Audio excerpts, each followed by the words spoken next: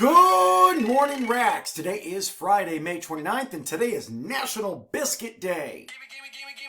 That sounds good, doesn't it? It looks good, too. Hey, Counselors Connect has Friday being our career days, and today we focus on zoologist and wildlife biologist. Let me get my animals. Crickets aren't really in all of that, but is anybody here a marine biologist? Some of you will understand that. Hey, the awards for the third quarter were posted. We showed them yesterday, but congratulations to all of those. And final projects are coming for most of your classes. We just got a couple more weeks of classes left to go. Those of you that need it might want to pay attention to it. Happy birthday goes out today to Diaja as she turns 16 here to round out the week. And the next time I will have a morning announcement for you, it'll be June already. Hard to believe, right? Well, that's all we have for this week. Have a great weekend, Rax.